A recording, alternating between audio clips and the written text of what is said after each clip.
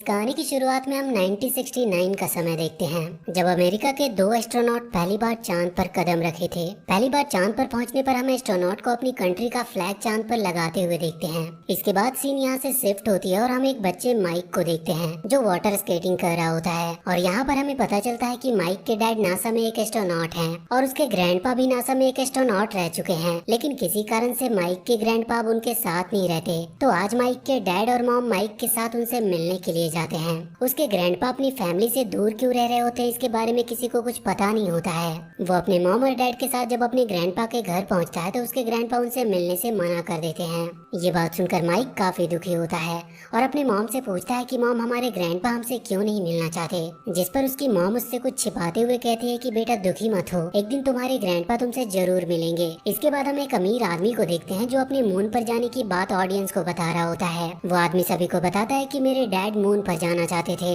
लेकिन नासा वालों ने उन्हें जाने नहीं दिया। लेकिन अब मैं अपनी बनाई हुई रॉकेट की मदद से मून पर जाऊंगा और वहाँ अपना फ्लैग भी लगाऊंगा। इसके बाद वो आदमी सभी को नासा के खिलाफ भड़काते हुए कहता है कि जो इंसान चांद पर गए थे असल में वो चांद पर गए ही नहीं। दरअसल उन्होंने सबसे झूठ बोला था कि वो चांद पर गए थे, लेकिन अब मैं चांद पर जाऊंगा और वहाँ पहुँचने वाला पहला व्यक्ति बनूंगा।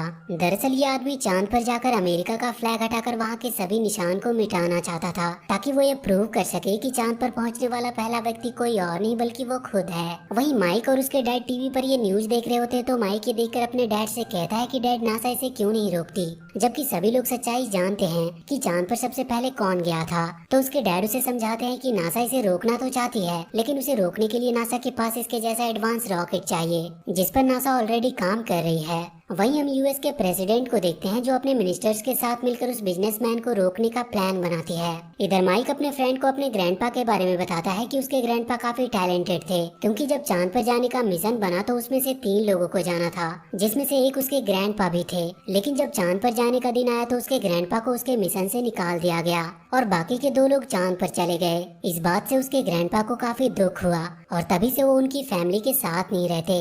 ये लोग आपस में बात कर ही रहे होते हैं कि तभी माइक के डैड का एक कलीग भागता हुआ उनके पास आता है और वो माइक के डैड को बताता है कि जैसा कि सभी को पता है कि वो रिच बिजनेसमैन जो चांद पर जाना चाहता है वो ये प्रूव करना चाहता है कि नासा कभी चांद पर गए ही नहीं। तो ये देखकर नासा ने भी चांद पर जाने का फैसला किया है और जिस रॉकेट से कई साल पहले नासा ने पहली बार चांद पर कदम रखा था, उसी से नासा दोबारा चांद पर जाना चाहता है। ये बात सुनकर माइक के डैड उससे कहते हैं कि वो रॉकेट तो बहुत पुराना है और हम ऐसे ही उस पर विश्वास नहीं कर सकते। तो उसका कलीग उसे बताता है कि वो रॉकेट पुराना है तो क्या हुआ, उस रॉकेट के ऑपरेटर्स भी तो पुराने हैं। ये बात सुनकर माइक के डैड काफी हैरान होते हैं, क्योंकि उसके कलीग का इशारा उसके डैड और उनके साथियों की ओर था। वहीं पे माइक भी ये बात सुन रहा था। ये बात सुनकर माइक काफी खुश होता है और इस बात को अपने ग्रैंडपा से बताने के लिए माइक उनके पास चला जाता है। उनके पास जाने के बाद वो उन्हें अपने बचपन का एक फोटो दिखाता है जिसमें माइक और उसके ग्रैंडपा एक साथ थे। उसके ग्रैंडपा के रिएक्शन से ऐसा लगता है कि उसके ग्रैंडपा अभी भी उससे नाराज हैं। वहीं वो रिच बिजनेसमैन मून पर जाने की पूरी तैयारी में लगा था। मून पर जाने के बाद वो बिजनेसमैन वहाँ हीलियम गैस छोड़कर एक्सपेरिमेंट करना चाहता था ताकि वो हीट को एनर्जी में बदल सके। इसके बाद हम माइक को देखते हैं जो अगले दिन अपने फ्रेंड के साथ नासा के ऑफिस आता है, जहाँ वो उस रॉकेट को देखता है जो चांद पर जाने वाला था। उस रॉकेट को देखकर माइक काफी खुश होता है। तभी वहाँ एक बस आती है जिससे पुराने रिटायर्ड एस्ट्रोनॉट बाहर निकलते हैं, लेकिन काफी देर बीत जाने के बाद भी माइक को वो एस्ट्रोनॉट नहीं दिखाते जिनका माइक को इंतजार था। लेकिन थोड़ी ही देर में माइक के डैड को एक एस्ट्रोनॉट से मिलाया जाता है जो कोई और नहीं बल्कि माइक के ग्रैंडपा होते हैं। माइक अपने ग्रैंडपा को उस मिशन पर देखकर काफी खुश होता है। वहीं वो रिच बिजनेसमैन ने अपने एक आदमी को उनके बीच में उनके प्लान को स्पॉइल करने के लिए भेजा था और वो वहाँ पर एक रिपोर्टर के फॉर्म में जाता है, जिससे कि वहाँ किसी को उस पर कोई शक भी नहीं होता। वहीं माइक अपने दोस्तों के साथ अपने डैड से एक फ्लाइट की रिक्वेस्ट करता है तो उसके डैड उन्हें फ्लाइट देने के लिए मान जाते हैं। लेकिन जब उसके डैड माइक के साथ उसके दोस्तों को हवा में उड़ाने लगते हैं तो उस रिच बिजनेसमैन का भेजा हुआ आदमी उस जेट का फ्यूल टैंक खोल देता है, जिससे उस जेट का पूरा फ्यूल खत्म हो जाता है और फ्यूल खत्म होने के बाद जेट क्रैश हो जाती है। लेकिन जेट के क्रैश होने से पहले ही सभी बच्चे पैराशूट की मदद से नीचे आ गए थे। लेकिन उस क्रैश में माइक के डैड का एक पैर जख्मी हो जाता है, तो वो सोचते हैं कि उसके डैड ने ही जेट में फ्यूल कम भरा था जिससे एक्सीडेंट हुआ। इस पर वो अपने डैड को भला बुरा कहने लगता है। माइक की मॉम उसके डैड को ये समझाने की कोशिश करती है कि उनके डैड ने ऐसा नहीं किया होगा, लेकिन उसके डैड ये बात सुनने को तैयार ही नहीं थे। वहीं माइक और उसके फ्रेंड छिपकर ये बातें सुन रहे होते हैं। ये सुनने के बाद वो लोग कहते हैं कि यदि ये दोनों इस मिशन पर एक साथ चले गए तो आपस में झगड़ते ही रहेंगे। इसीलिए माइक अपने दोस्तों से कहता है कि हम लोग भी रॉकेट में छिपकर इनके साथ मून पर जाएंगे। मून पर जाने के लिए ये लोग भी एस्ट्रोनॉट की तरह ट्रेनिंग करने लगते हैं और काफी दिनों के बाद फाइनली मून पर जाने का दिन आ ही जाता है। तो माइक और उसके दोस्त छिपकर रॉकेट में जाने की कोशिश करते हैं, लेकिन उनमें से एक बच्चा रॉकेट में जा नहीं पाता और तभी सिक्योरिटी को उन बच्चों के बारे में पता चल जाती है। वहीं माइक के ग्रैंडपा को भी रॉकेट के अंदर उन बच्चों के बारे में पता चल गया था, लेकिन जैसे ही वो उन बच्चों को रॉकेट से बाहर निकालने जाते हैं उस रॉकेट का दरवाजा बंद हो जाता है और वो रॉकेट लॉन्च के लिए एक्टिवेट हो जाता है। वहीं माइक के डैड को जब ये बात पता चलती है कि माइक रॉकेट के अंदर है तो वो अपने डैड से उन्हें बाहर निकालने को कहता है, लेकिन लॉन्च एक्टिवेट होने की वजह से माइक के ग्रैंडपा ऐसा कर नहीं पाते। इसीलिए उन एस्ट्रोनॉट के साथ वो बच्चे भी मून पर चले जाते हैं। उधर वो रिच बिजनेसमैन भी अपने रॉकेट से मून पर जाने के लिए निकल चुका था और वहीं उसका जासूस पकड़ा जाता है, लेकिन इससे पहले कि पुलिस उस बिजनेसमैन को पकड़ पाती वो अपना रॉकेट लेकर स्पेस में निकल चुका होता है। वहीं उन दोनों लोगों के स्पेस में पहुंचने पर मानो उनके बीच मून पर पहले पहुंचने की रेस छिड़ गई हो। उधर माइक के ग्रैंडपा माइक और उसके फ्रेंड को एक एक स्पेस सूट देते हैं ताकि वो दोनों स्पेस में सेफ रह सके। वहीं अर्थ पर माइक के मॉम और डैड उसके और उसके फ्रेंड को लेकर काफी चिंतित हो रहे थे, लेकिन फिर वो दोनों एक दूसरे को यह एहसास दिलाते हैं कि उनके ग्रैंडपा उन्हें कुछ होने नहीं देंगे। उधर वो बिजनेसमैन उन नासा के एस्ट्रोनॉट को रोकने की काफी कोशिश करता है। इसके लिए वो उनके रॉकेट पर अपने रोबोट भेजता है ताकि वो उनके रॉकेट को क्रैश कर सके। लेकिन जब माइक के ग्रैंडपा को ये बात पता चलती है तो वो बाहर जाकर उन रोबोट को रोकने की कोशिश करते हैं, लेकिन उस दौरान वो वहीं रॉकेट पर ही फंस जाते हैं, जिस पर माइक अपनी जान जोखिम में डालकर अपने ग्रैंडपा को बचाता है। ये देखकर माइक के ग्रैंडपा काफी खुश होते हैं और वो माइक से कहते हैं कि मुझे गर्व है तुम पर। इसके बाद हम उसी बिजनेसमैन को देखते हैं जो कि चांद पर पहुंच गया होता है और वहां पहुंचकर वो जैसे ही चारों ओर हीलियम गैस फैलाने वाला होता है तभी वहां माइक और उसके ग्रैंडपा का रॉकेट लैंड करता है। चांद पर पहुंचने पर नासा की टीम काफी खुश होती है, साथ ही उस कंट्री के लोग भी काफी खुश थे। चांद पर पहुंचने के बाद माइक की फ्रेंड कैमरे की मदद से दुनिया को ये दिखाने की कोशिश करती है कि नासा चांद पर पहले भी आ चुका है और वो इसके प्रूफ के लिए नासा के झंडे को भी दिखाने के लिए जाती है। लेकिन जब वो उस झंडे के पास पहुंचती है तो वहाँ नासा का नहीं बल्कि उस बिजनेसमैन की कंपनी का झंडा होता है। ये देखकर सभी लोग काफी हैरान होते हैं क्योंकि ये सब लाइव चल रहा होता है। तभी उन्हीं की एक मशीन उनका एंटीना तोड़ देती है जो वहाँ हीलियम एब्जॉर्ब कर रही थी। इसके बाद हम उस बिजनेसमैन को देखते हैं जो नासा का फ्लैग लेकर वहाँ से जा रहा होता है। दरअसल वहाँ पहले नासा का ही झंडा था, लेकिन जब वो बिजनेसमैन चांद पर पहुंचा तो सबसे पहले उसने नासा के फ्लैग को हटाया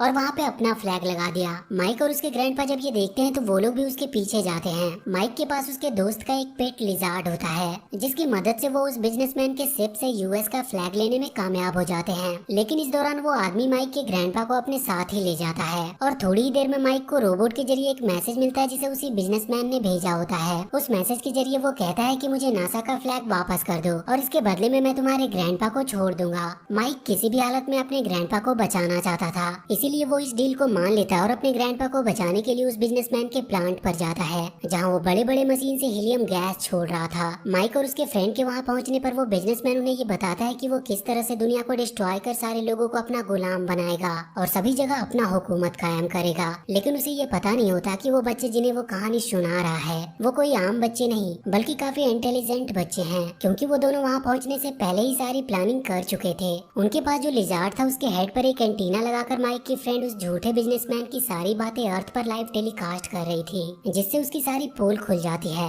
यूएस की प्रेसिडेंट ये देखकर काफी खुश होती है कि उस झूठे बिजनेसमैन की झूठी बातें सबके सामने आ गई। ये सब देखने के बाद माइक और उसके फ्रेंड माइक के ग्रैंडपा को छुड़ाकर अपने साथ ले जाने लगते हैं। तभी मौका पाकर वो लिजार्ड दोबारा से नासा का फ्लैग ले लेता है। वो फ्लैग लेकर वो लोग वहाँ से भागने लगते हैं और भागते हुए वो लोग एक टनल में गिर जाते हैं। अपने ग्रैंडपा को नीचे फंसा देख जब माइक उन्हें बचाने के लिए जाता है तो उसके ग्रैंडपा माइक से कहते हैं कि बेटा तुम यहाँ से चले जाओ क्योंकि मेरा हेलमेट अब क्रैक हो गया है और मेरी ऑक्सीजन भी खत्म होने वाली है। अगर मैं यहाँ से निकल भी गया तो मैं यहाँ सर्वाइव नहीं कर सकूंगा, इसीलिए मैं चाहता हूँ कि तुम यहाँ से चले जाओ। ये कहते हुए माइक के ग्रैंडपा उससे कहते हैं कि तुम ये जानना चाहते थे ना कि मैं तुम लोगों से दूर क्यों रहता था। वो बताते हैं कि आज से कई साल पहले जब मैं मून पर जाने के लिए सेलेक्ट हुआ तो उस उस समय तुम्हारे डैड को चिकन पॉक्स हो गया था और उसी के कारण मुझे भी चिकन पॉक्स हो गया, जिसके कारण मेरा चांद पर जाना कैंसिल हो गया। तब मुझे अपने बेटे पर काफी गुस्सा आया कि मैं अपने बेटे की बीमारी की वजह से चांद पर नहीं जा पाया। लेकिन बाद में मुझे यह रियलाइज हुआ कि मैंने अपने बेटे के साथ बहुत बुरा किया और ये मुझे अपने बेटे के साथ करना नहीं चाहिए था,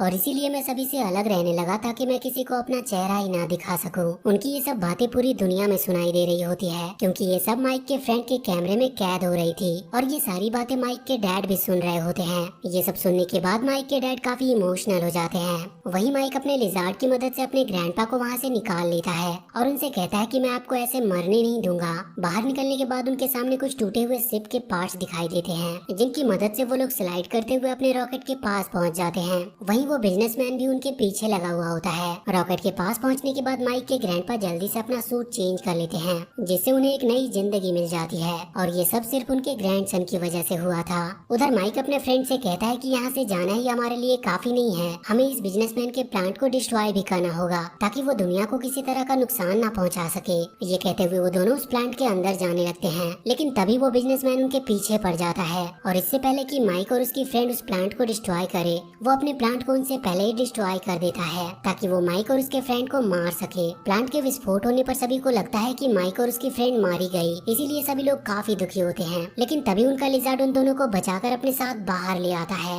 माइक और उसके फ्रेंड को जिंदा देखकर सभी लोग काफी खुश होते हैं। इसके बाद वो लोग अपने कंट्री का फ्लैग मून पर सही जगह लगा देते हैं जहाँ पर वो पहले था, और इसके बाद वो लोग उस फ्लैग को अपने कैमरे में कैप्चर कर लेते हैं जो कि उनके लिए काफी प्राउड का मोमेंट था और दुनिया के बाकी के लोग भी उस एहसास को जीते हैं और उसे चीयर अप करते हैं। इसके बाद हम देखते हैं कि माइक और बाकी के लोग अर्थ पर वापस आ जाते हैं, लेकिन वो बिजनेसमैन वहीं मून पर स्पेस की गहराइयों में अपनी जान दे देता है। अर्थ पर पहुंचने के बाद सभी लोग इन लोगों का वेलकम करते हैं और वहीं माइक के ग्रैंडपा माइक के डैड को अपने गले से लगा लेते हैं और वो दोनों एक दूसरे को माफ कर देते हैं। और इसी के साथ ये मूवी यहीं पर खत्म होती है। तो वीडियो अगर अच्छी लगी हो तो please do like and share this video and please subscribe to my channel and press that bell icon.